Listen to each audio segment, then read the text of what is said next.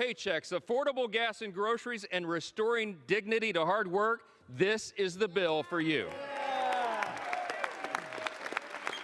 Thank you.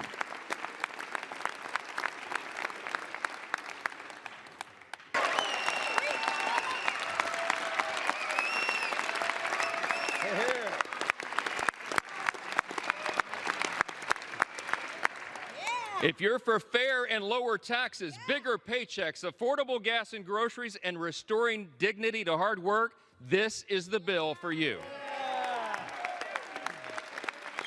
Thank you.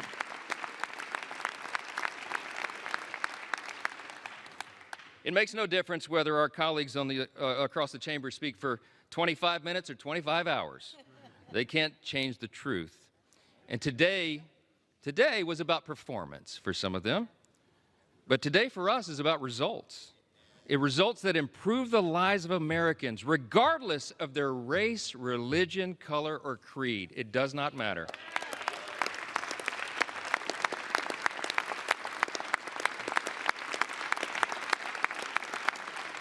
I tell you what, Ronald Reagan used to remind us you can always trust the American people, and we do trust the American people, and they can discern the difference. What they saw on display here today is that Democrats deliver performances and Republicans deliver results.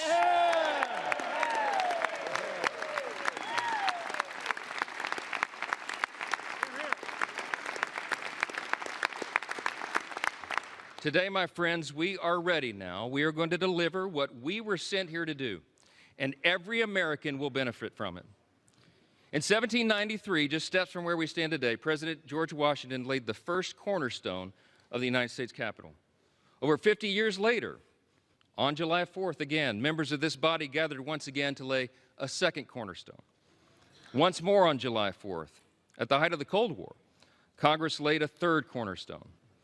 And this week, with this vote today, on our nation's birthday being tomorrow, we lay a fourth. With this bill, we can vote as stewards of that great legacy that we have inherited in this extraordinary nation that we are blessed to live in. We can lay another sturdy foundation for the future of this country, a future where working Americans can feel relief, where government can finally start living within its means again, and where the United States is safer, stronger, and more prosperous than ever before. That's right. Now, I'm going to say this as they mock America and mock everything and mock the bill. We'll see how the people feel about that. Yeah.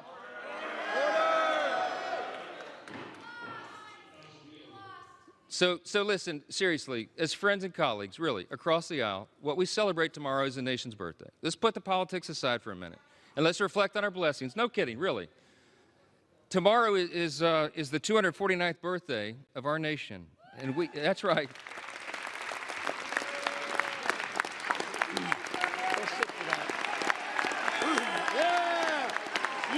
USA! USA! USA! USA! USA! USA! USA! USA! USA! USA! USA! USA! I mean this sincerely. I thank my colleagues for standing. We all should be united in that. We are. We have squabbles, we have partisan debates and all of this, but at the end of the day, we're all Americans, man. And we gotta believe that. We gotta know it. We gotta recognize that we live in the greatest nation in the history of the world. It's not even close.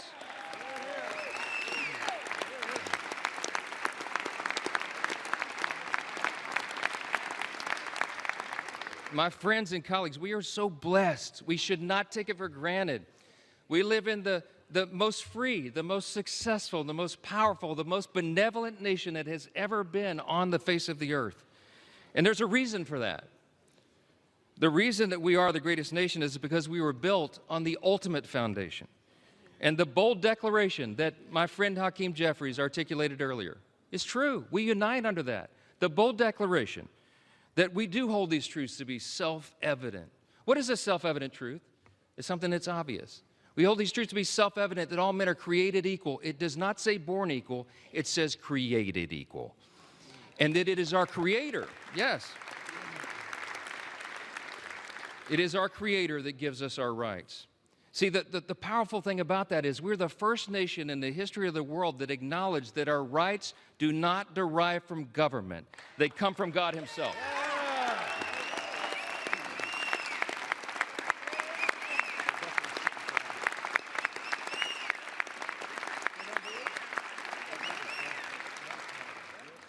You see those words up there, that motto, it says, "In God we trust," right above the speaker's rostrum. You know, a previous Congress put that there in the early 60s in the height of the Cold War. There's a little visitor's guide that people get when you do tours late at night. You've probably seen your constituents and visitors and friends get the guide. If you turn, I think it's about to page 21. It explains why that's there. And it says, Congress voted to put that there as a rebuke to the Soviets' worldview at the height of the Cold War. Why? Because communism, socialism, find their root in Marxism. And Marxism begins with the belief that there is no God. It's wrong. And this Congress made us stand those many years ago, and we should do it again. We're different, we're distinct, we're exceptional, because we acknowledge that right there, our motto.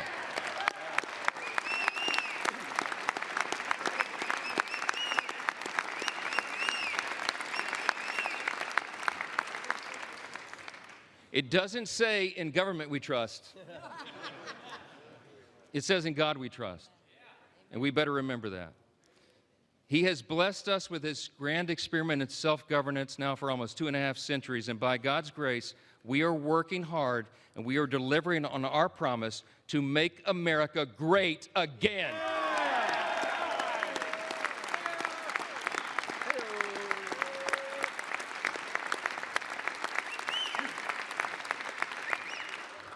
This is without a doubt the most important vote of this Congress, and I think this may be the most important vote that any of us take in our entire lifetimes. And everybody better remember it, however you vote today. My friends, the President of the United States is waiting with his pen. The American people are waiting for this relief. We've heard enough talk. It's time for action. Let's finish the job for him. Vote yes on the bill.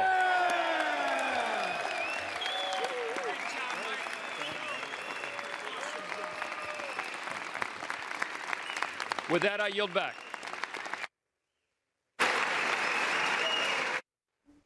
And that was House Speaker Mike Johnson talking about the big, beautiful bill, saying that the bill was drafted not for the elites, not for Democrats, but for the working American people. It's going to make America safer, it's going to make the border more secure, and it's about common sense. And we're moving on.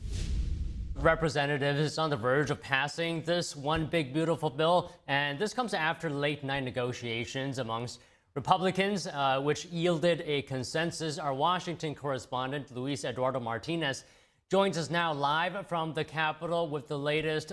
Luis, what happened last night? What changed for the House Republican holdouts for them to support the last procedural vote to advance this bill? Yes, Don, last night, well, actually early morning at 3 a.m., 23 minutes past 3 a.m., finally House Republicans got the votes to pass the first and last procedural hurdle before a final vote on the one big, beautiful bill. So this was actually the longest time in recorded history in Congress that a vote had been kept open. Speaker of the House, Mike Johnson, did not want to close the session but keep on going. Part of the strategy that Speaker of the House Mike Johnson had all along of exerting maximum pressure on lawmakers to keep the ball rolling on this process. Now let's listen to what House Republican Conference Chair Congresswoman Lisa McClain had to say about the deadlock that was unlocked last early morning today. Let's listen. I think what those holdouts were doing was exactly what we were all doing. We are advocating for our districts, right? We live in a republic. We all advocate for our districts, and our districts at times are very different and very diverse.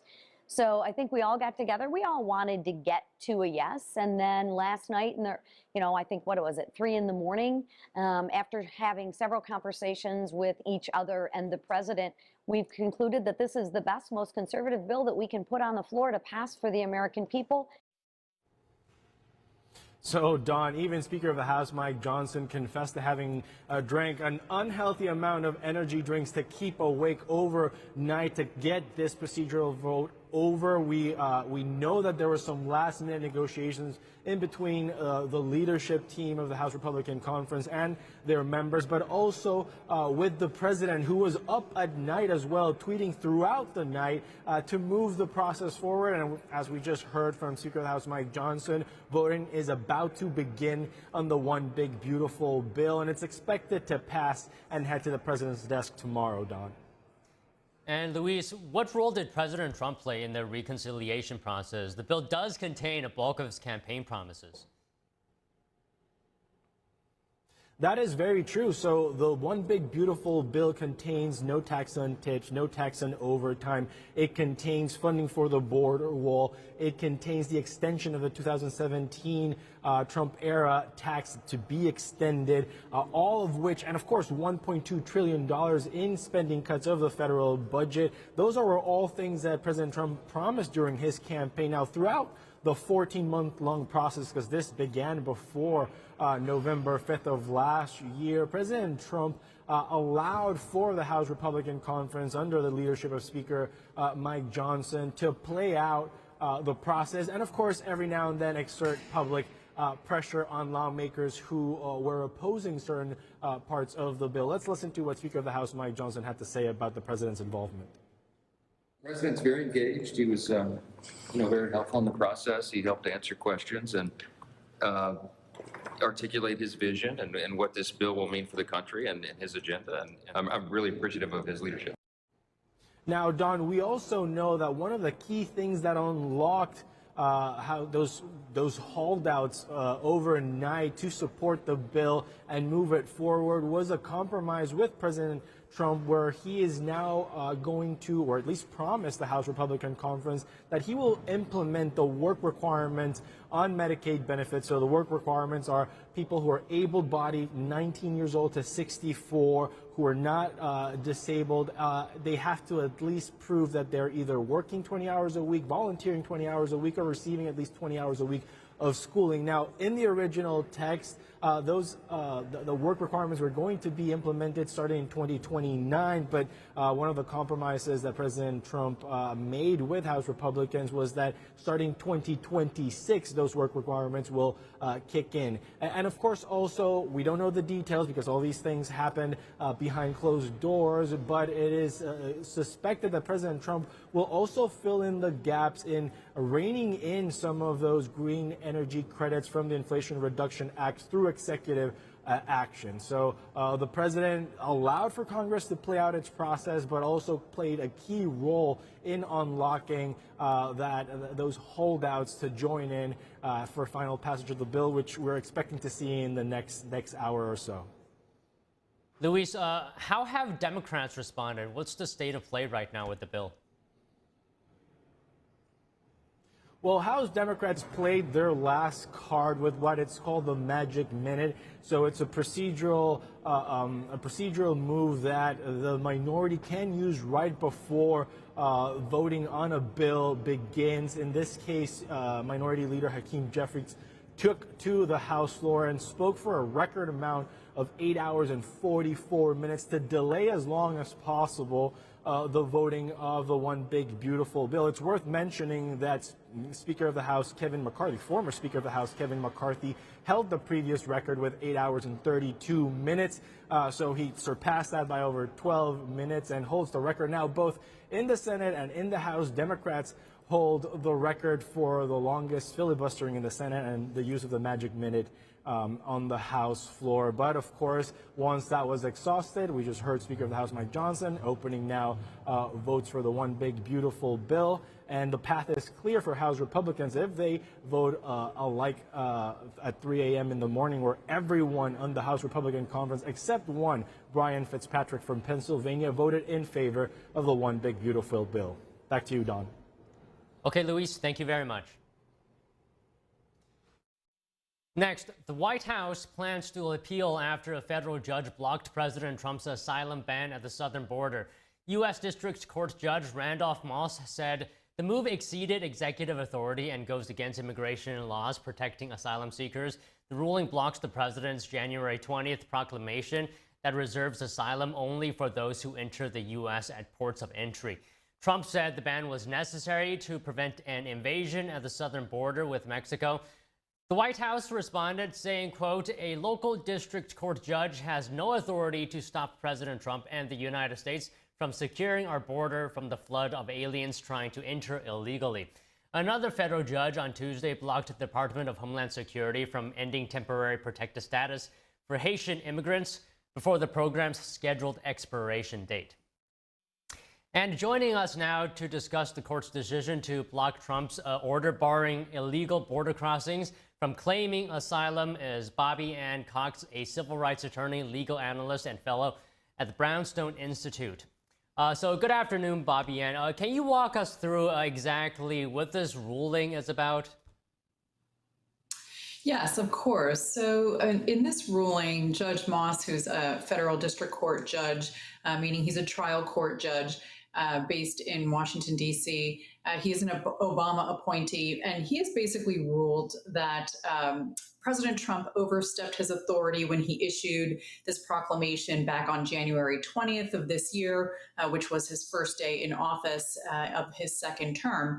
And basically, the judge here is saying that the president can't alter federal immigration law, which is what the judge deems President Trump is doing with this proclamation.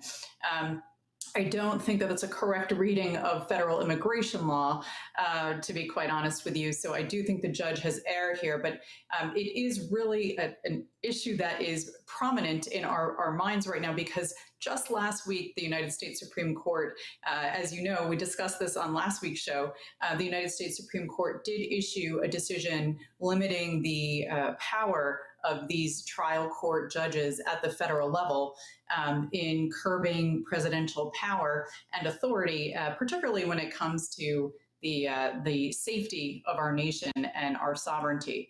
So I don't think that this is a correct ruling, but that is basically what this ruling says, that the president has overstepped and does not have the authority to stop the illegal immigration coming through our southern border, which is just ridiculous. It's absolutely the wrong reading of our laws. Okay, then what is the right reading? What is the right call in deciding where executive power ends and legislative authority begins in immigration law? Right. So what we see here is the president, in that proclamation that he issued on January 20th, he actually cited the federal law that he believes gives him the power. And I do think it is a correct interpretation of that law. And basically what the law says is that if a president deems that there is a certain category or class of people that are entering our country, that are causing harm, damage to the country, it's a negative situation, that the president does have the power pursuant to that law to step in and to put restrictions, to either stop it altogether or to put restrictions as the president sees fit. So that language is very clear in the law. And unfortunately, the federal judge in this case has decided to ignore that very clear language and is instead saying the president does not have the authority to make this kind of a proclamation. Now, the judge did put a 14-day stay on his order so that the Department of Justice and the president can appeal the decision. So what that means is if he has a stay for 14 days, it means his actual ruling will not go into effect for at least 14 days from now. So the White House said that it is going to appeal. Does that mean it has the potential to reach the Supreme Court? What is your analysis? Yes, I think that this case would be a perfect case for the United States Supreme Court to hear. The appeal process is that first, the Department of Justice, that President Trump would have to go to the intermediary court, which is the Court of Appeals. And then from there, if whichever party doesn't like the decision, then they could appeal to the United States Supreme Court. So I do hope that this is something that will get in front of the Supreme Court, because in my mind, this language is very clear in federal law, and it is the judge who's overreaching here, not the president. And Bobby Ann, you mentioned this earlier, and I want to go a bit deeper into it. President Trump's senior advisor, Stephen Miller, accused of the judge trying to circumvent the Supreme Court's recent ruling, right, on nationwide injunctions. Can you elaborate on that a bit more? What is your view? Yes, so I do agree with that analysis by the president's advisor, Stephen Miller. What he is saying is, in essence, this judge has gone beyond his authority. And he's saying that the president absolutely has the power to control who's coming into our country. As I said, the federal immigration law that the president relies upon in his proclamation and in the lawsuit when the ACLU first brought this lawsuit in February against this proclamation, the Department of Justice has been arguing this exact language of the federal law. And so I do think that the interpretation that Stephen Miller has presented is correct. This judge is overstepping. He's trying to sidestep what the United States Supreme Court just ruled last week. And the judge, in essence, is saying, well, we now have a protected class of people that are allowed to come into our country. And in essence, as per Stephen Miller, the judge is saying that anybody on the planet basically can come to the United States and be granted asylum. That's not the way our laws work. That's not the way our Constitution works. People don't have a right to come into our country. How it works is we are a sovereign nation. We have laws that Congress has passed that the president is charged, as per the Constitution, to uphold. We also have a Constitution that says that we have to be protected, that the federal government, one of their jobs is to protect the states.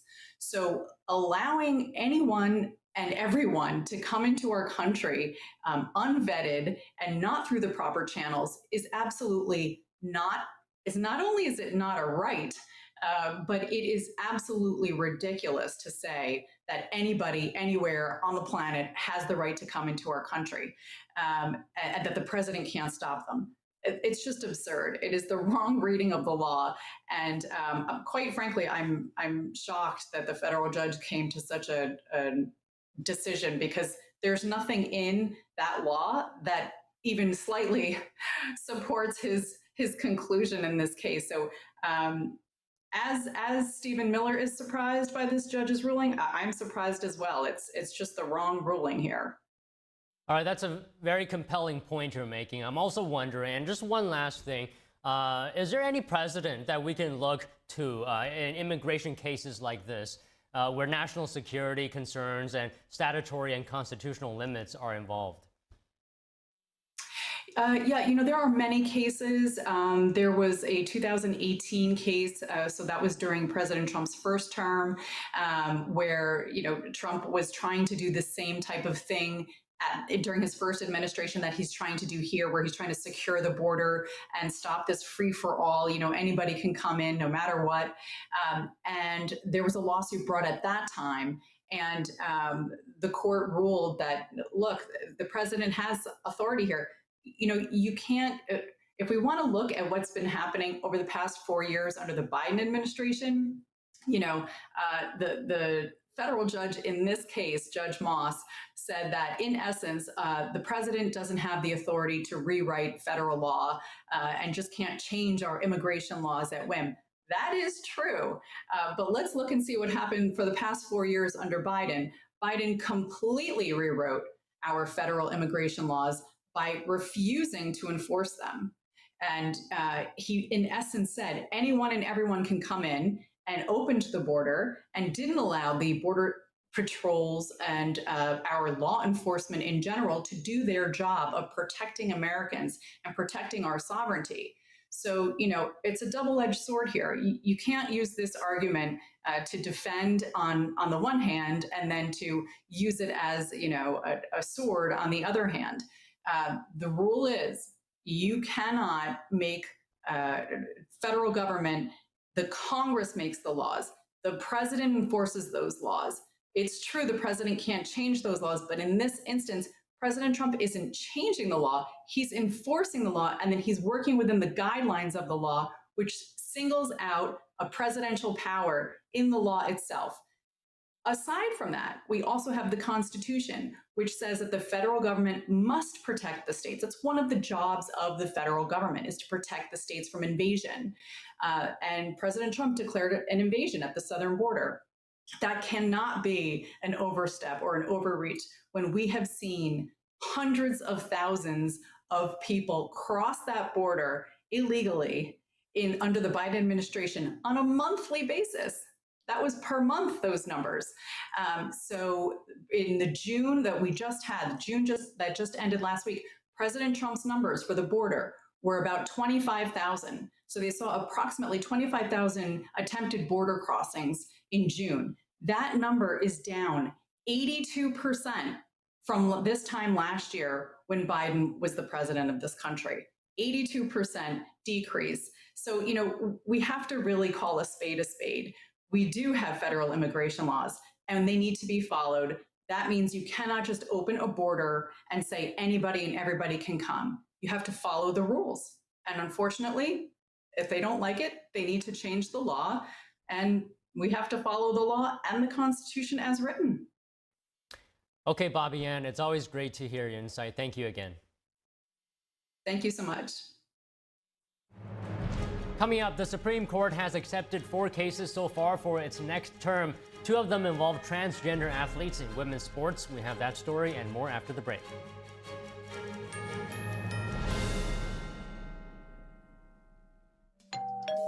Hi, I'm Ty Pennington, here for Choice Home Warranty. They protect my home from expensive repairs, and they can do the same for you.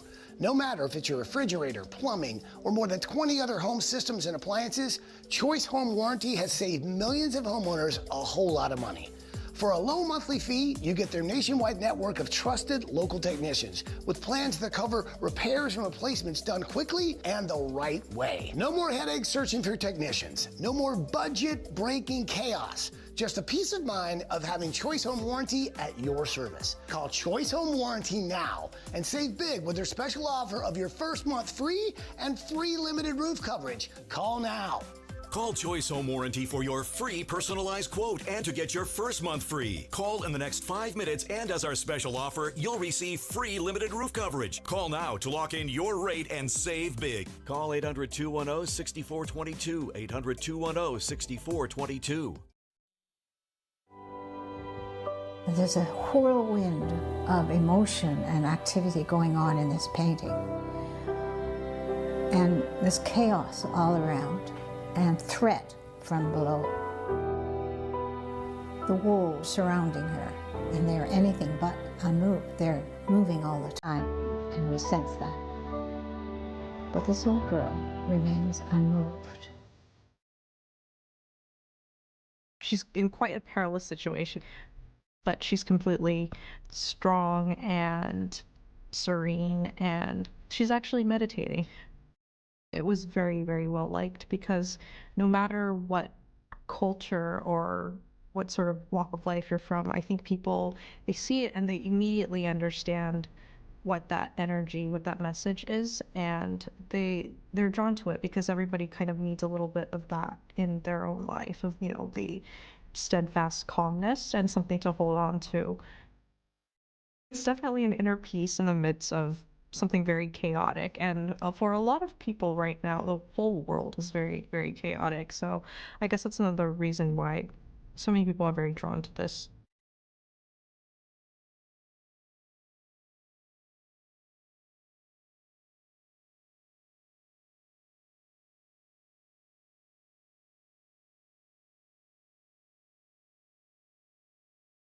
Big things are happening at Mathis Home. Save all summer long with price drop alerts all over the store. Their suppliers have cut prices and they're passing those savings on to you. Get new lower prices with top name recliners as low as $199 and huge markdowns on hundreds of sofas in all the latest styles. Now's your chance to save big for every room in your house. There's something for everyone. Plus, get 12-month no-interest financing and free delivery. Check out these price drop alerts and save at your furniture superstore, Mathis Home.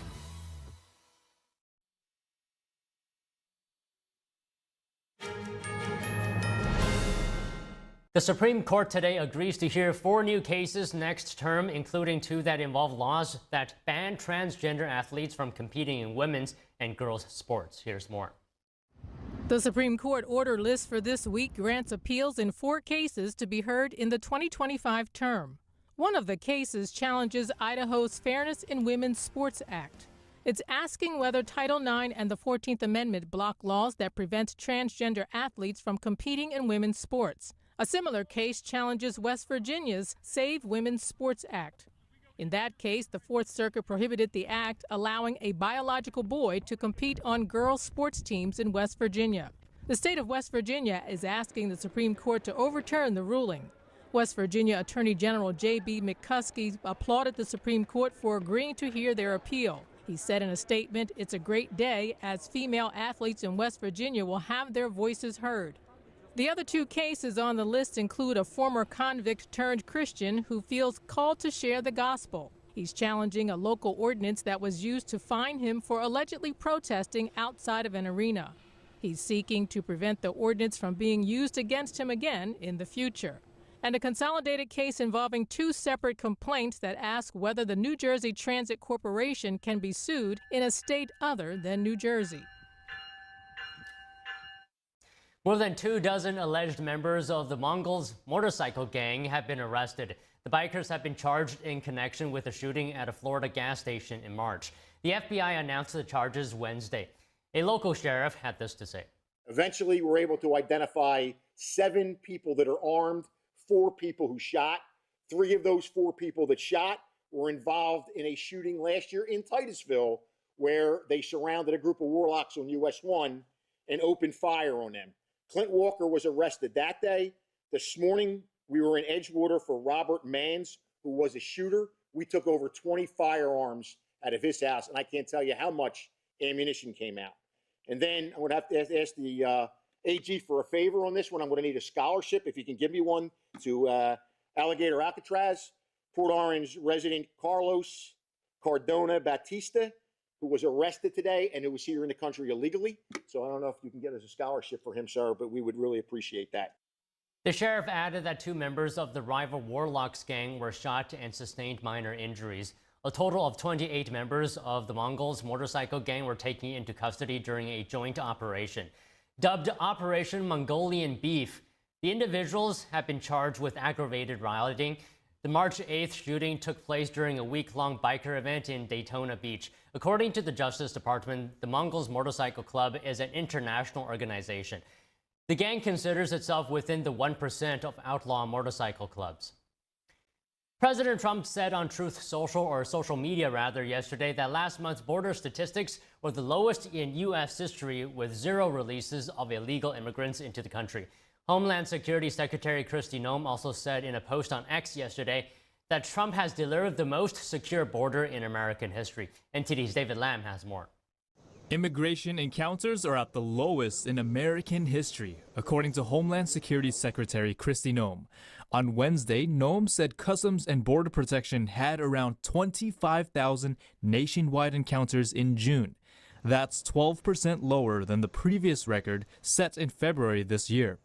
In a post on X, Noem said, "The world is hearing our message. The border is closed to lawbreakers. Under President Trump, our Border Patrol agents are empowered to do their job once again, secure our border, and protect the American people."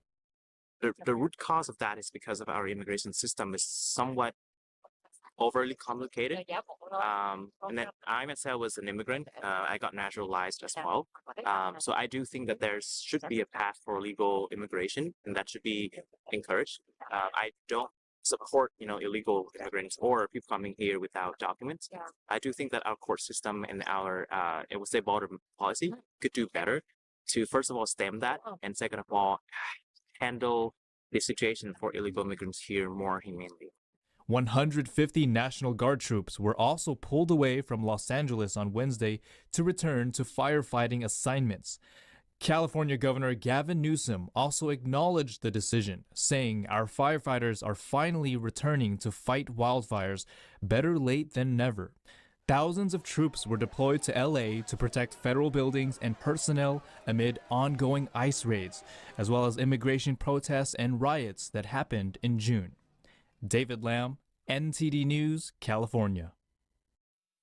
President Trump's One Big Beautiful Bill Act is headed to his desk for signing. The House voted 218 to 214 to concur with the Senate's amendment, clearing the final hurdle before the bill becomes law with President Trump's signature.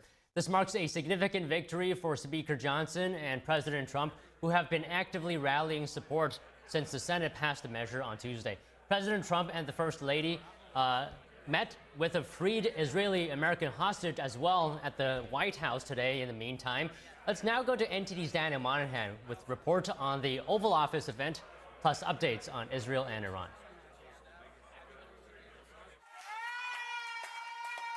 Idan Alexander was freed and reunited with his family in May after 18 months in Hamas captivity.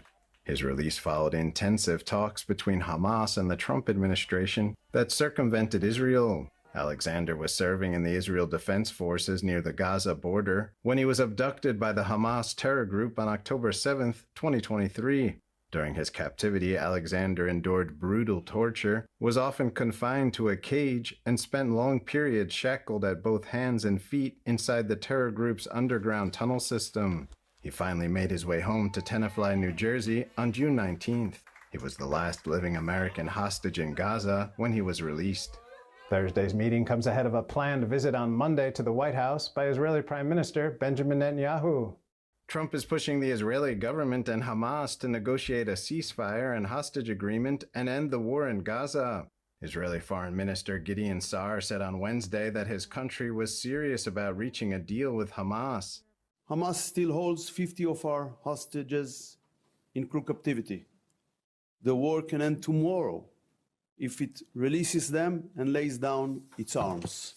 President Trump said on Tuesday that Israel had accepted the conditions needed to finalize a 60-day ceasefire with Hamas. Trump said the pledge followed a long and productive meeting of his representatives with Israeli officials. Hamas said Wednesday it was studying new ceasefire offers it received from mediators Egypt and Qatar, but stressed it aimed to reach an agreement that would ensure an end to the war and an Israeli pullout from Gaza. Over to Iran, the Pentagon on Wednesday said it believes the American and Israeli strikes against Iran's nuclear facilities have delayed Tehran's nuclear program by as much as 2 years. Department of Defense spokesperson Sean Parnell said the U.S. Operation Midnight Hammer likely destroyed key underground enrichment facilities of Iran's Fordo complex. Parnell says all the intelligence they've seen suggests the facilities were completely obliterated. Daniel Monahan, NTD News. The Pentagon says Iran's nuclear program has been set back up to 2 years. Joining us now to discuss this is retired U.S. Army Major General and former Congressman William Enyart. Good morning to you, or rather good afternoon to you. Could you talk to us about what is your perspective on this? How significant is a 2-year setback? Well, it's hard to say at this point whether the 2 years is accurate or a shorter period or a longer period. These intelligence estimates are just that. They're estimates, and they're based on incomplete facts. So frankly, we don't know, and we don't know whether or not some of this enriched uranium was moved from the site. We do know that there was extensive damage done to the Iranian nuclear weapon sites, as well as to killing several of their nuclear scientists. So clearly it has been set back, but it remains to be determined for how long a period of time that actually will be delayed. And General, what do we need to see in order for us to be sure how the damage is on those facilities? Well, frankly, the only way that you can really tell that is to have boots on the ground. We discovered during the Iraq War that the battle damage assessments were far more optimistic than had actually happened. And certainly one air raid does not a victory make. There has been damage, we can tell that. But the only way that you can truly assess the nature and extent of the damage is to have physical inspections of those locations. Since Iran has withdrawn from the International Atomic Energy Agency agreement to have inspectors on the ground, it's unlikely that we're going to have any kind of assessment that gets to the bottom of the matter anytime soon. And what are the factors, would you be able to say for sure, that could determine how quickly Iran can resume uranium enrichment activity if it chooses to do so?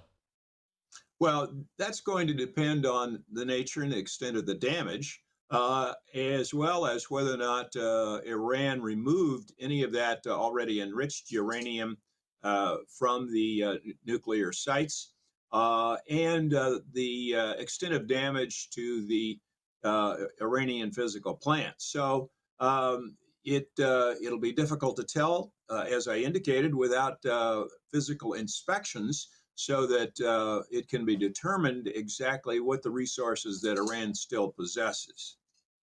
And there are other narratives on this as well. For example, IAEA Director General Grossi said Iran could be enriching uranium again in a matter of months. Any thoughts you have on that? Well, I think the truth of the matter probably lies somewhere between the IAEA's director's remarks and the Pentagon's remarks. It was interesting that the DIA, Defense Intelligence Agency estimate came out very shortly after it was leaked. In fact, very shortly after the raid, indicating that they believed the weapons program had only been set back a matter of months.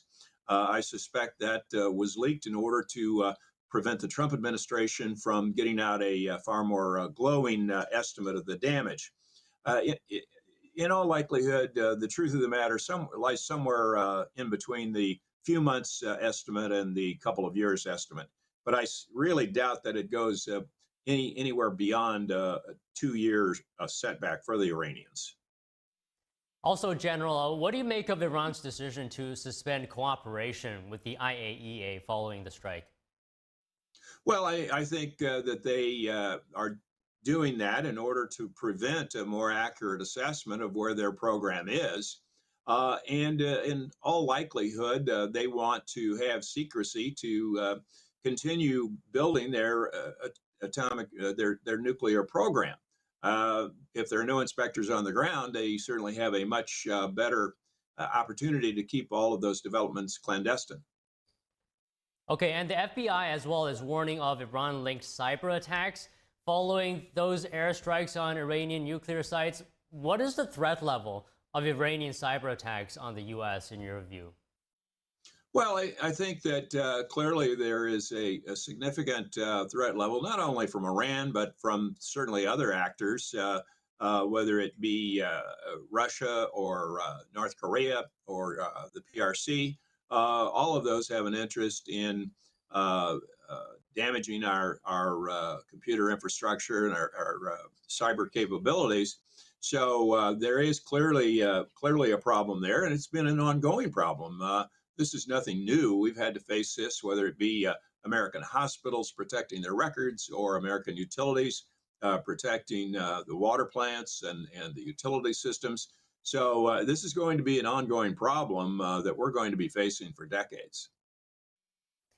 And General, I don't want to take up too much of your time. I'll just get your thoughts on one more thing. How do Iranian cyber strategies compared to those used by other actors like China, for example? You also mentioned a couple of others. Do they prioritize different goals?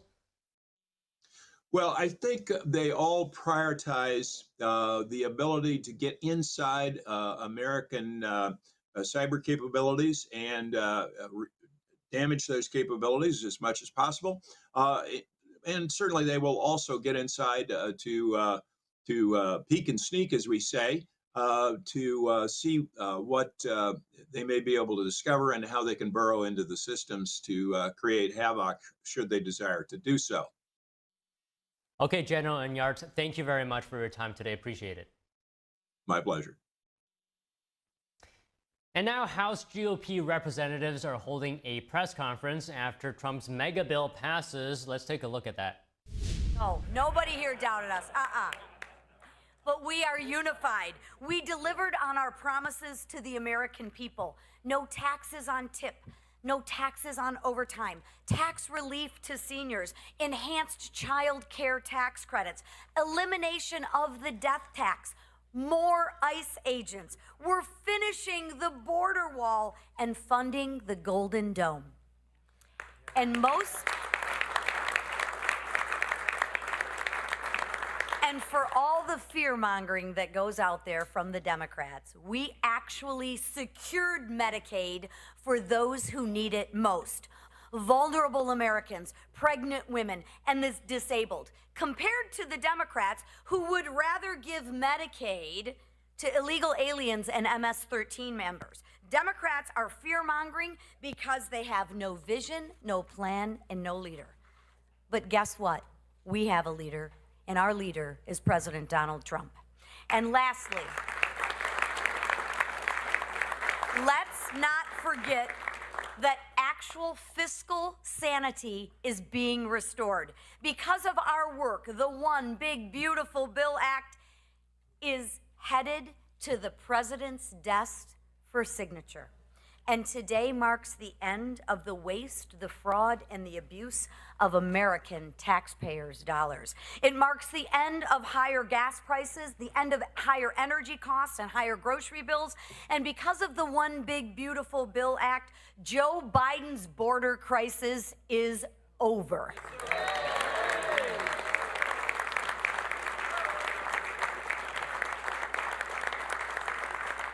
Listen, I applaud my colleagues who worked tirelessly. I don't think the Speaker and the Whip and the Leader have slept in days. But they've worked tirelessly to ensure that we actually delivered on our promises. And I thank President Trump for his leadership in getting this bill across the finish line. Without his leadership, none of this would have been possible. His vision, none of this would have been possible. But today, we passed actual transformational legislation, legislation that will impact every family. Tomorrow, we celebrate our nation's independence, and we set out to spread the message of this historic achievement.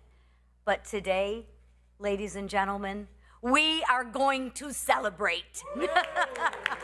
President Trump and the American people's agenda has been delivered. And the man who probably had one of the most difficult jobs was Mr. Emmer, who actually had to whip and count all the votes and get everybody into line. So without further ado, our whip, Tom Emmer.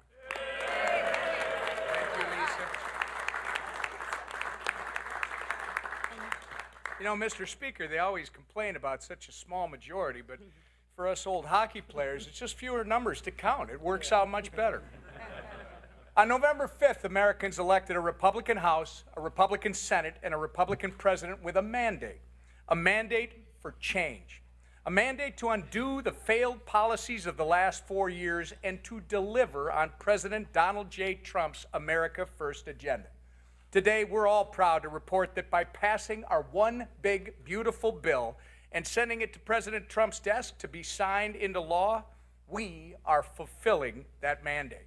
This is a once-in-a-generation piece of legislation that secures our border, unleashes American energy, allows families to keep more of their hard-earned taxpayer dollars in their pockets, cuts waste, fraud, and abuse in government programs like SNAP and Medicaid, modernizes our air traffic control system, strengthens our national defense, and so much more, all while implementing the largest cut in mandatory spending in our history. To put it simply, this bill is President Trump's Make America Great Again agenda being codified into law. From Minnesota to Texas and Maine to California, there are wins in this legislation for every single American. And I couldn't be more proud to be part of the Republican team that got this thing across the finish line. I want to say thank you to our Speaker, Mike Johnson.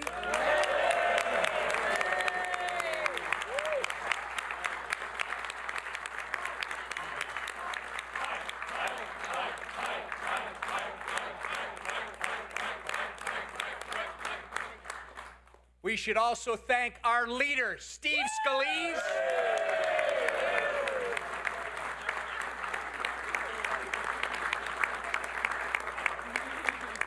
And while she won't tell you what she's doing, we got to give a big thank you to our conference chair, Lisa McClain. I want to thank the chairman of all our committees that worked on the reconciliation instructions for doing all the hard work behind the scenes of putting this bill together. And most importantly, and people who know me know that it's about the team, I want to thank the members of our House Republican Conference for uniting as a team and getting this thing done.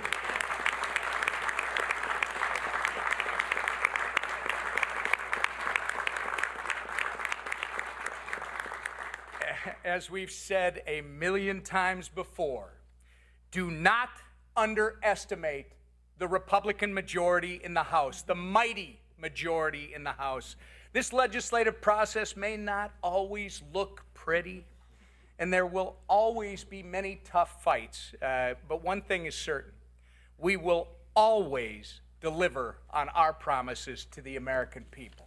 And with that, I turn it over to our great leader, Mr. Scalise.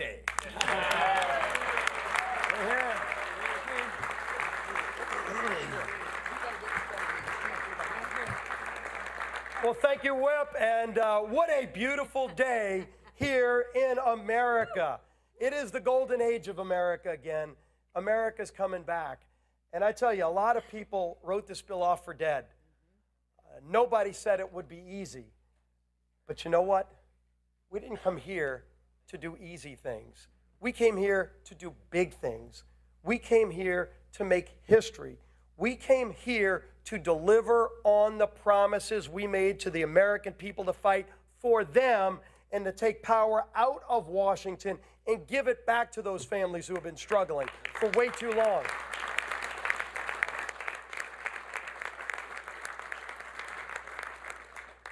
Now, we had a little bit of debate on the floor today. You got to see a difference between the two parties in Washington, maybe more crystallized than we've ever seen before.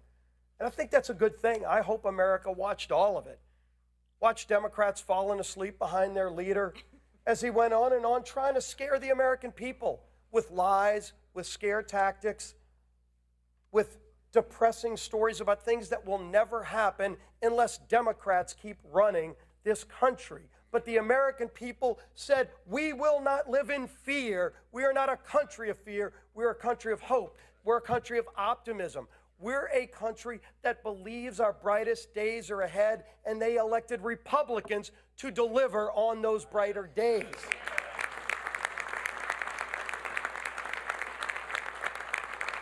And I think maybe their leader wanted to speak for hours and hours and break records because they wanted to stand in the way of history.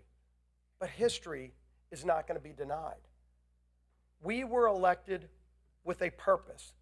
Donald Trump ran all around this country. He went to swing states that they said Republicans could never win. And he didn't give different messages to different places. A lot of us traveled with the president. And the one thing you can say about Donald Trump is it doesn't matter where he went. When you listen to his speech, it was probably going to be a little bit longer than the paper that was written. Might have been about a 15-minute long speech, because President Trump speaks from the heart. President Trump expanded our base. It wasn't just the typical Republican voters.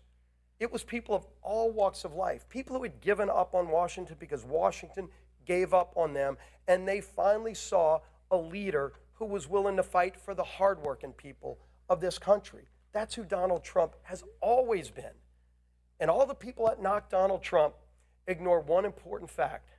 There is no better, more passionate fighter for America and its hope and promise than Donald J. Trump. And President Trump said at every stop, if you elect me, if you give me a Republican House and a Republican Senate, these are the things I will do. It was kind of historic in a lot of ways. It should be commonplace that a presidential candidate runs on specific things and then delivers on every single thing he ran on. He said, I'm going to secure America's border. His opponents said they were going to keep the border open. He said, I'm going to actually make our country energy independent again. And then the war, the attack on American energy that we've seen for 4 years, crushed jobs, crushed the economy, forced families to pay too much for gasoline, and emboldened the enemies of our nation like Russia, Iran, and others. And those days are over with this one big, beautiful bill. And President Trump said a lot of other things, but what American people knew about not only electing Donald Trump, but about keeping this House majority and about electing a Republican Senate is that they said, we're going to entrust this group of people to go and be different and to deliver on those promises. And when you look through all the historic things in this one big, beautiful bill, the wins for hard-working families, win after win after win, it's delivering on those promises. We are going to see economic growth. When Donald Trump signs this bill tomorrow on America's birthday, the independence of our nation, you will start seeing historic growth like we've never seen before. I've been proud to work on a lot of important pieces of legislation. There is not one group of people, and there is not one bigger piece of legislation that will deliver more great benefits for the hardworking families who have been struggling in this country than this one big, beautiful bill. There's a reason it was hard. There's a reason that it wasn't 2 committees like Tax Cuts and Jobs Act. It was 11 committees involved. Historic. We made great historic reforms in education policy. First ever repeal of a Second Amendment tax in the history of our country. A constitutional right being taxed, gone in this bill. You've heard about a lot of the other provisions. One of the things you didn't hear about is school choice. Federal school choice for the first time ever. So low-income families will have an opportunity to get their kids out of failing schools. Every Democrat voted against all of those things. And they're going to have to explain that. Once the lies and the hot air and the long-winded speeches are over, people are going to go, I'm better off today now that this bill's signed into law and all the things you said didn't happen, but the great things that Donald Trump and this Republican majority promised did. And that's the testament to the non-ending hard work of this group of people. And I will tell you, I've worked alongside a lot of leaders, and I've been blessed to be a part of leadership in majorities, mostly. Minorities, too. It's a lot more fun to be in the majority. But you get in the majority to do the big things, to do the hard work. And believe me, this was hard work. You all know it. You all know how many times this bill could have died if we just said, you know what, it's probably not going to get there. There's a lot of reasons why you could say it's just going to fail. But this group always said from the beginning, and we told you this, and we meant it, failure's not an option. Because the American people are counting on us. There's too much at stake. There was too much at stake from the very beginning, and we knew the power of what this bill will do for those families who were counting on us. And so every time it would have been easy to give up, we just thought about those families who entrusted us with their vote, and we had to deliver for them. We figured out a way to come together. People you never would have thought showing up voting yes. And I will tell you, all the leaders I've served with, I don't think there's one that held this group together, complicated majority, narrow majority, narrowest we've ever had. We were down to 2-vote majority at the beginning of this process. And Speaker Mike Johnson never one day wavered on his commitment. Donald Trump absolutely was our closer, and Donald Trump never stopped. Every day was there in the fight. Who do I need to call? What do I need to do? No president more directly engaged. And believe me, tomorrow at the White House, you're going to see a proud president who's ready to deliver on his promise to the American people. But this bill wouldn't be heading over to the White House tonight without the incredible yeoman's unwavering support of Speaker of the House, my dear friend, Mike Johnson, our leader.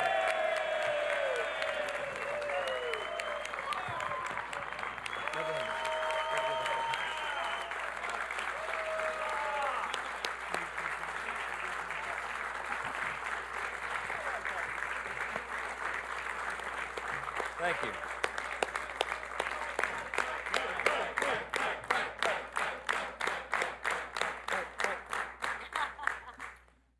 This is the vote tally card. We're going to frame this one, okay? 218, 214.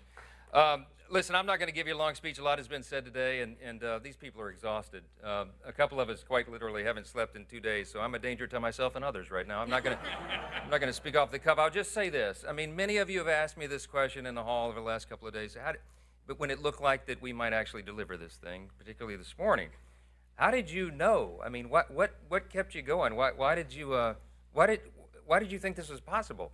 You guys made an audacious plan. You brought the most comprehensive, complicated piece of legislation, probably, arguably in the top 2 or 3 in the history of the Congress, with the smallest margin in U.S. history, which we had for a big chunk of the first 100 days.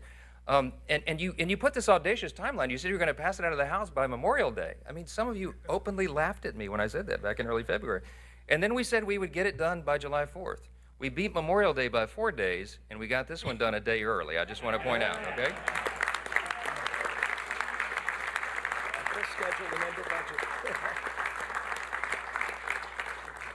So the question was, I mean, like, why? Why did you do that? Why did you think that was possible? Because it sums up, I would sum it up with one word. It's belief, okay? We had a vision for what we wanted to do as a group. We believed in the election cycle last fall that we were going to be given this great blessing of unified government, that we would have the White House and the Senate and the House aligned, in alignment, unified government. And we did not want to waste that opportunity because we understand the history that comes along with it, the opportunity that we can do for the country, and we believe that we would have that chance. And then I believe in the people that are standing here behind me. I believe in this group, every single one of them individually. Some of them are more fun to deal with than others, you know. I mean that with the greatest level of respect. I love every single one of my colleagues. You know, even the ones I got to spend the more time with, right? Because everybody's here, their motive is right, their heart is right. They're trying to do right for their constituents. They're trying to serve the greatest nation in the history of the world that we're going to celebrate tomorrow. We don't take that lightly. I know their hearts, and I know what their skill sets are, and I know what they bring to the table, and I get up every day excited because I know that each of them are going to bring that to the table, and they're going to serve their constituents. You could not have a greater group of public servants than the people standing in this room right here. They will give their all for this country. And man, that's what the framers intended when they put this thing together 249 years ago. This is what it was about. So I believed in this vision. I believed in the group. I believe in America. I believe we have the greatest nation.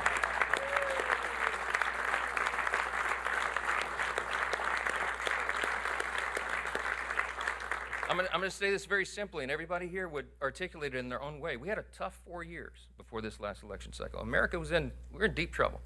And we knew that if we won, and we believed we would, we knew that if we got unified government, we'd have to quite literally fix every area of public policy.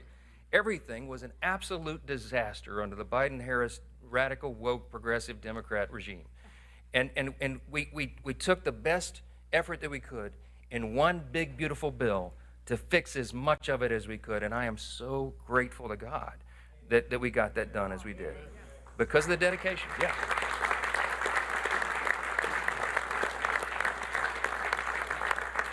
Lastly, it's no secret, I do believe in God. I believe in that motto that's up that I referenced in the floor speech a little while ago. I believe that is what has made our nation the greatest in the history of the world. And some people shake their heads and they think that's old-fashioned or something. That is a fact. When the framers put this together, they stepped out in faith. They did something that no nation had ever done before. The great statesman, philosopher G.K. Chesterton of Great Britain said, America is the only nation in the world that was founded upon a creed.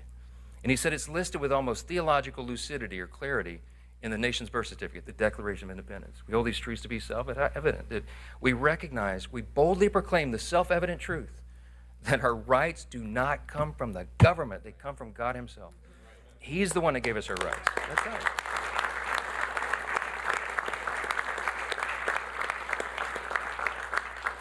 Abraham Lincoln said in the Gettysburg Address, we are dedicated to this proposition, to one nation, under God. A government of the people, by the people, for the people, shall not perish from the earth. This is an experiment. It's only 249 years. Y'all, that's not a long span of time in human history. It's just a blip on the whole scale of human history. It is up to us to save it. It's up to the duly elected representatives of the people to come here and represent. And it's up to every single one of us, of the people, by the people, for the people, all of us. So you got to be engaged, and we got to pass this along to the next generation. Reagan reminded us, freedom's not inherited in the bloodstream.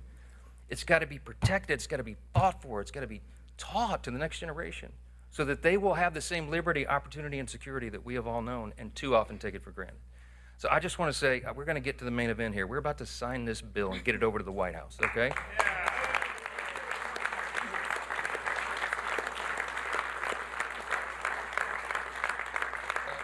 some of these men and women have got to go catch flights and stuff. So we're going to sign this real quick, and I'll take a few questions. But I just want to say this: do not take for granted what we have been given. This grand experiment in self-governance. We can preserve it, but we got to do it all together. God bless you. Thanks for being here. Appreciate it.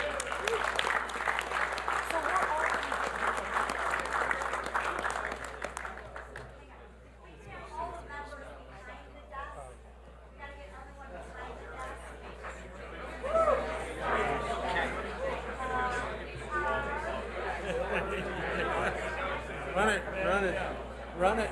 I want to be the runner. That's the coolest.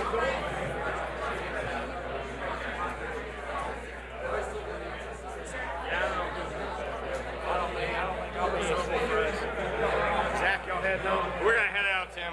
Y'all head run. Yeah. Back to Iowa night. Where that fighter pin?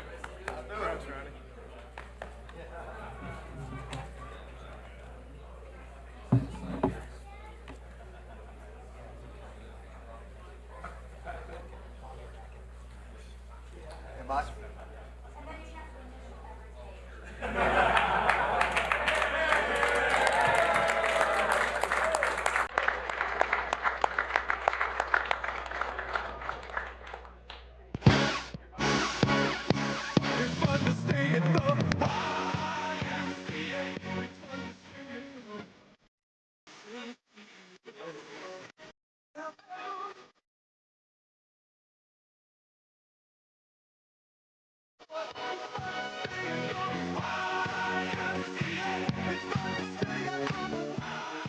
And that was lawmakers speaking after the passage of Trump's One Big Beautiful Bill, and House Speaker Mike Johnson summarizing, saying that he knew this bill was going to pass because of belief. And lawmakers also saying that this is win after win after win for the American people. The House of Representatives passed the One Big Beautiful Bill with 218 votes in favor and 214 against. Our Washington correspondent, Luis Eduardo Martinez, has the details. With one big, beautiful bill, we are going to make this country stronger, safer, and more prosperous than ever before. And every American is going to benefit from that. After overnight record-breaking sessions both in the Senate and the House, the One Big Beautiful Bill has been approved by both chambers of Congress. Republican lawmakers kept to their self-imposed deadline of delivering the bill to the president by Independence Day. I think what those holdouts were doing was exactly what we were all doing. We are advocating for our districts, right? We live in a republic.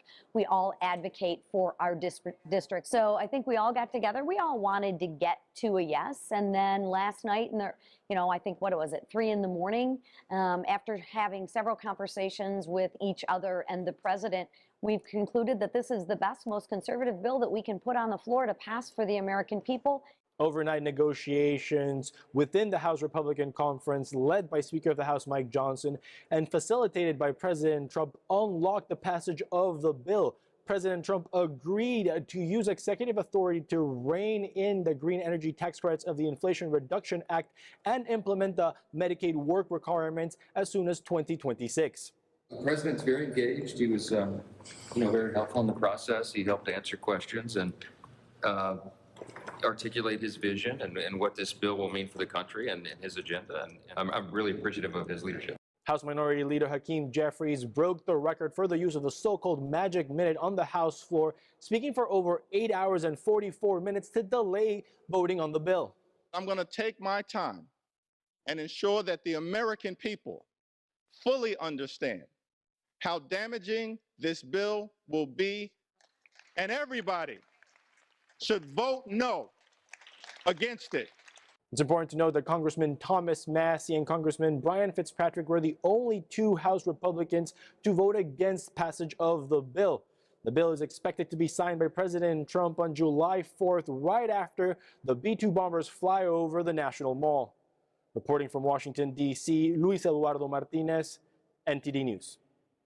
And joining us now to discuss is Tim Doster, Executive Director of Unleash Prosperity Now. Tim, thank you very much for joining us. So give us your first reactions. The bill just passed.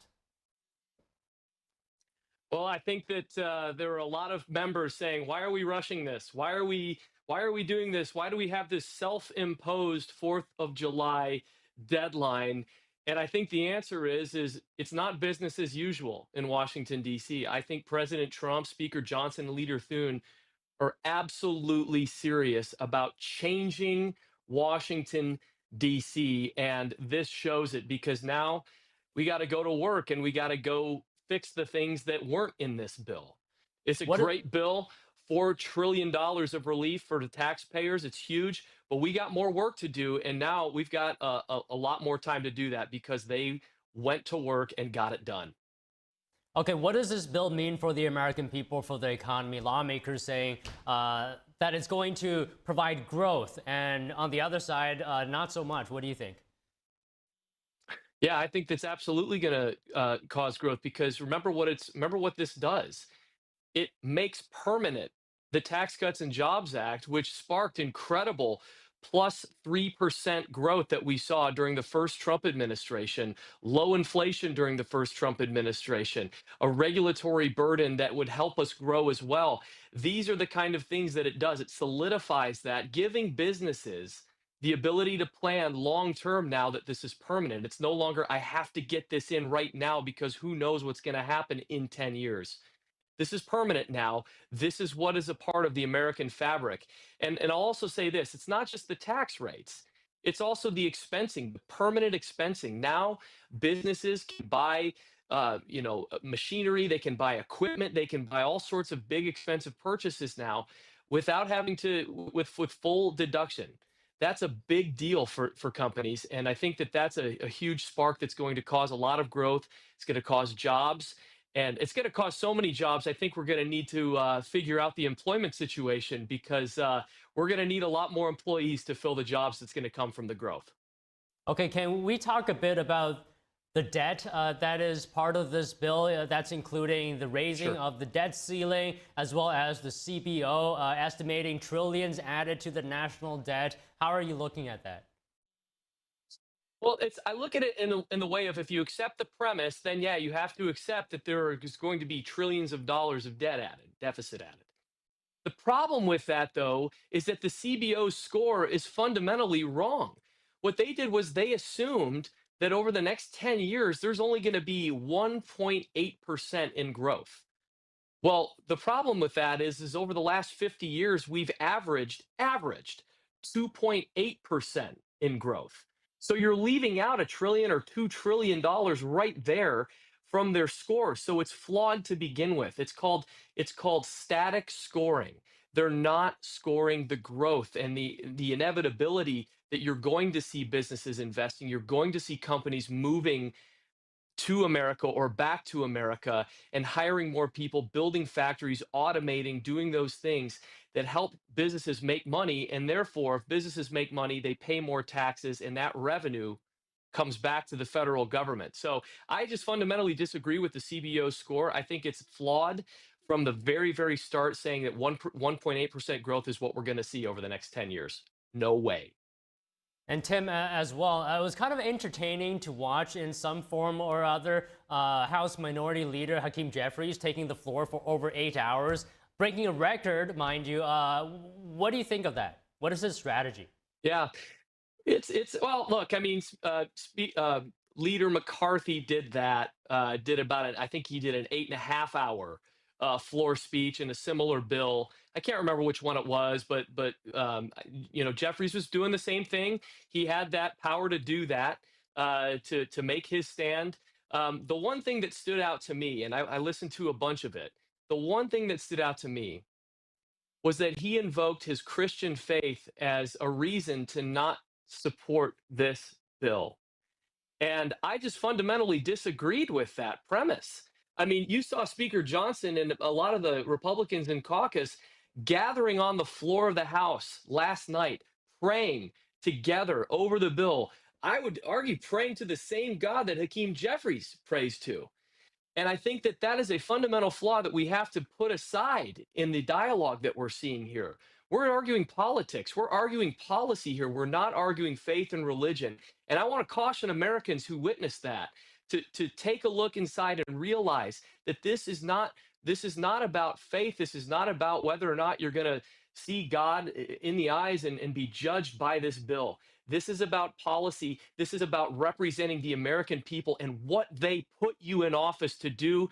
And we had a mandate. We saw a mandate in November, and that is what the Republicans were doing, was responding to that mandate. It had nothing to do with faith. So that was the one thing that stood out to me that just did not set right.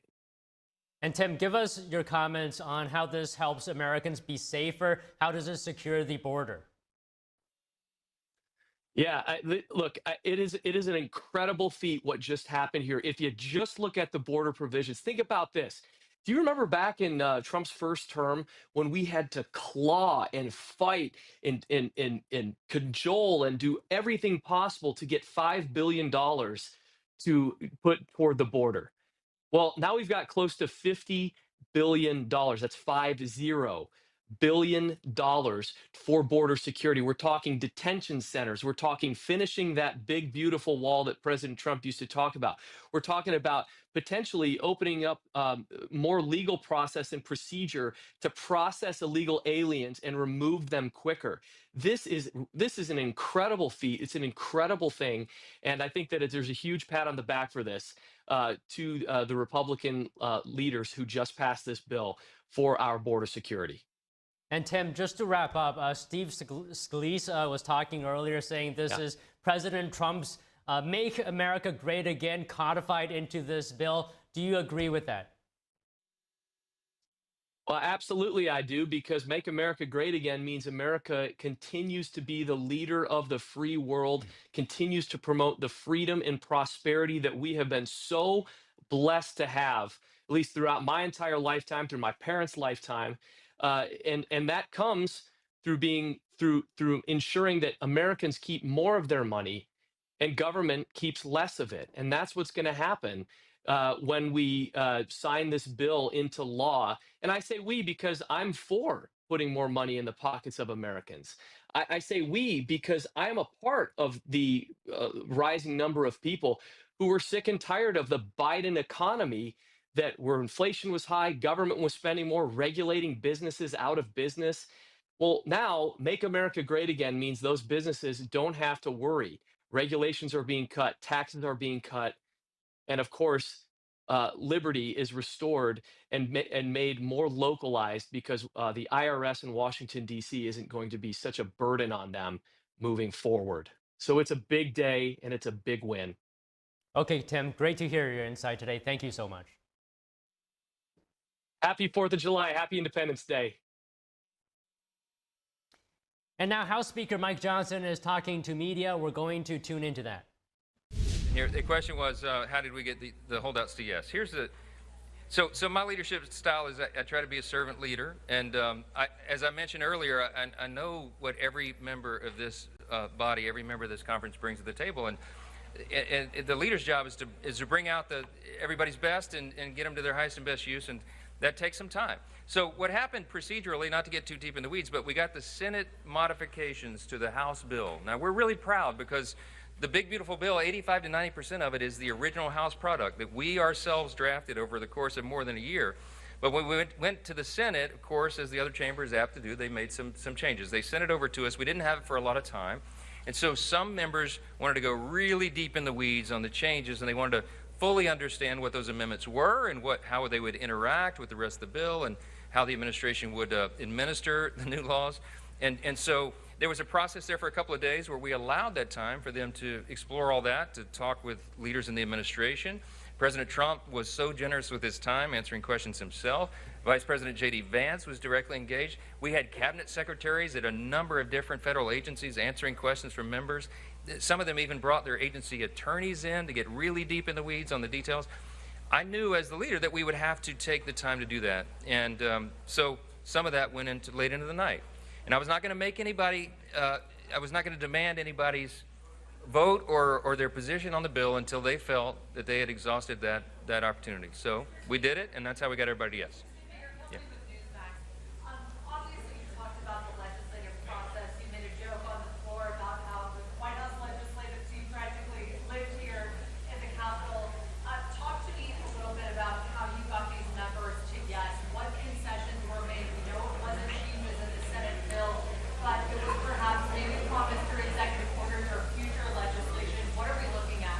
No, I mean, look, as I said, a lot of these members wanted to talk with the administration about how the new law would be administered by the Trump administration and the team, and I think they answered those questions. I don't think they exacted a lot of specific commitments or concessions or anything like that. It was just more an understanding how that would interact. As you know, this president has been a bold leader. By last count, he's issued over maybe close to 160 executive orders so far. We're trying to codify as many of those as possible. So a lot of the discussions were about what executive orders will be forthcoming as it relates to the new legislation, and how can we be involved as a House to codify that and do all that in a coordinated fashion. The beauty of unified government is this is exactly how it can work and how it's supposed to work, is that you have an interaction between the executive and the legislative branches, because that's what's best for the people. And that coordination is going to yield great results for the folks. So that was part of the discussion yesterday. Last question. Speaker, thank you. To follow up on that, some of the holdout members have told us that they understand the president will consider more tariffs on solar and wind as part of the deal, and also that there were assurances about a big issue for your conference, undocumented immigrants and them. Can you help us understand what that might look like, how he would limit those benefits? I literally don't know anything about that. I mean, I wasn't privy to the conversation. So I would tell you there's lots of rumor and conjecture and innuendo that floats around, especially when you got so many people wandering around the building and deliberating over their vote. So I don't know how much stock I'd put into much of that. But all right, last question. Yes, ma'am.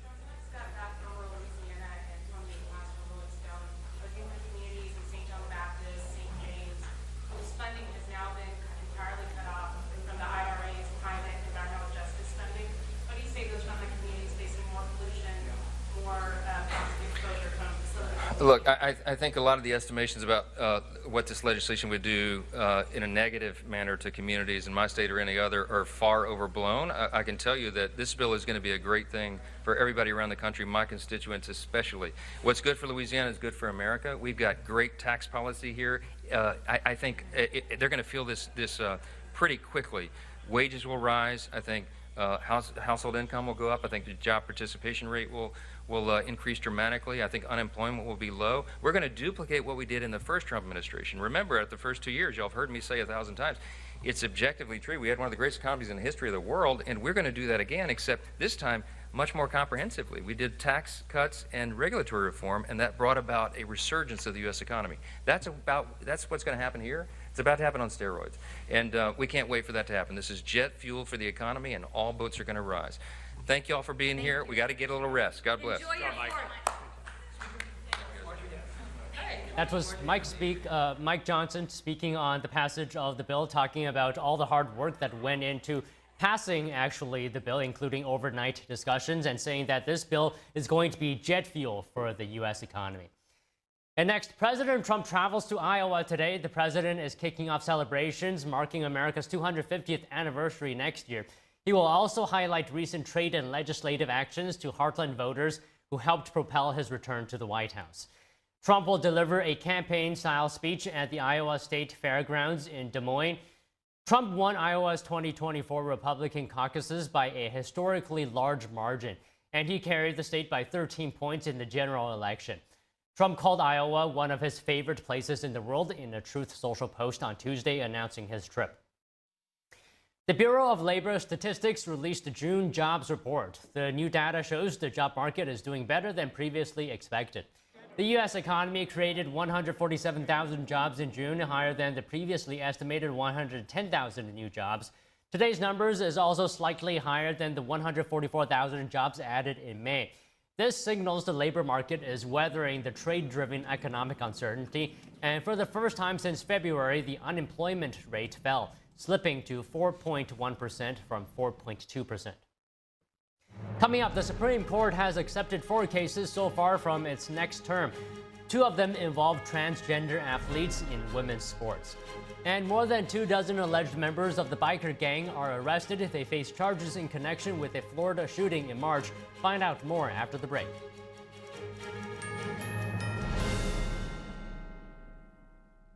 What if you could whiten your teeth by simply brushing your teeth? Now you can with Smile Actives, the teeth whitening breakthrough that safely gets your teeth white and keeps them white every day just by brushing your teeth. I never thought that whitening my teeth could be so easy. I just put the gel on the brush, the toothpaste on it, brush, and I can see my white teeth. Simply add Smile Actives to any toothpaste, and our patented PolyClean technology activates into a powerful microfoam that penetrates into the enamel surface to safely lift and remove stains. You need a simple way to whiten your teeth, without strips, without trays, without going to the dentist. And it was about time that a product was developed that you would be able to do that with just brushing. And now, Smile Actives is even better with new Pro Whitening Gel with 33% greater whitening power, clinically shown to whiten teeth faster, up to 8 shades. 100% of users saw whiter teeth. On food stains, coffee and wine stains, even on veneers, crowns, and dentures. I eat the blueberries, I drink the coffee, and I know that Smile Actives will keep my teeth white every day. If you could use something so easy like Smile Actives to take yellow teeth to white teeth, why wouldn't you? Why spend hundreds of dollars for whitening treatments at the dentist when now you can whiten your teeth with new Smile Actives Pro Whitening Gel every time you brush your teeth? Call or go to smileactives.com and for a limited time get new Pro Whitening Gel for just $24.95. Order in the next 5 minutes and buy one get one absolutely free for just $24.95. That's 2 for 1 and save 58%. We'll even include free shipping. Get your teeth whiter guaranteed or return it within 60 days for your money back. I smile every day now.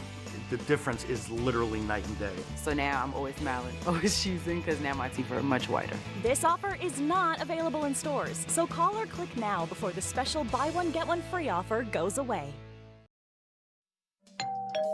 Hi, I'm Ty Pennington, here for Choice Home Warranty. They protect my home from expensive repairs, and they can do the same for you. No matter if it's your refrigerator, plumbing, or more than 20 other home systems and appliances, Choice Home Warranty has saved millions of homeowners a whole lot of money. For a low monthly fee, you get their nationwide network of trusted local technicians with plans that cover repairs and replacements done quickly and the right way. No more headaches searching for technicians. No more budget-breaking chaos. Just a peace of mind of having Choice Home Warranty at your service. Call Choice Home Warranty now and save big with their special offer of your first month free and free limited roof coverage. Call now.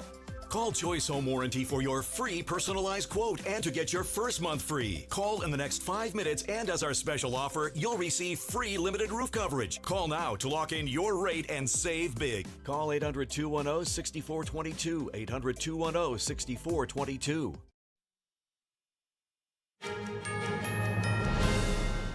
As the bill passes, billionaire entrepreneur Elon Musk looks to have different thoughts about the big, beautiful bill. He also say that he wants a new party. Joining us now to discuss this is Dennis Neal, author of the book, The Leadership Genius of Elon Musk. Good afternoon, Dennis. So what do you make of Elon Musk's apparent interest to start off forming or backing a new political party? Where is he coming from with this? Yeah, well, I think he's coming from a place of pain, disgust, feeling disrespected, feeling disregarded. He went in there and he set a huge high goal originally, $1 trillion in annual government expenses. That's a 14% cut from the $7 trillion that our government spends. And our government overspends $2 trillion a year, so it would have cut that in half. Instead, he came out with only $175 billion. Now, the good news is over 10 years, that's $1.75 trillion in savings, right? Because it compounds, the problem being this bill, by even conservative estimates, would add $2.3 trillion or maybe $3 trillion more to the total government debt after 10 years, wiping out the entire effort that Elon went to. And yet look at all that he went through, right? Death threats and attacks on his Tesla sites and Tesla cars, and the stock plunged. I'm a Tesla shareholder. I felt the pain too. And all to have that then be wiped out by this bill. And so he's coming at it from pain, but President Trump is coming at it from political necessity. And Elon, as brilliant as he is, he doesn't know enough about Washington and the way it works and just how cynical it is, perhaps. I mean, Dennis, do you think he's serious about that? Because, I mean, is it even possible to have a party that competes well with the GOP? Is he serious? You know, he's got the money to do it, right? And so when anyone with $400 billion in net worth has $100 billion to spare. You never know what they could pull off. A bigger question is, where will he get the time? This man is an expert and deeply involved in 5 or 6 huge pursuits. And the idea of starting an entirely new party, I'll bet you there's 1,000 consultants lined up in Washington, though, dying for the business. And they'll give him all kinds of research papers and reports telling him just how plausible this project really is. And a fool and his money are soon parted, the old saying goes. Elon Musk is almost never a fool, but there's always the next time. So, Dennis,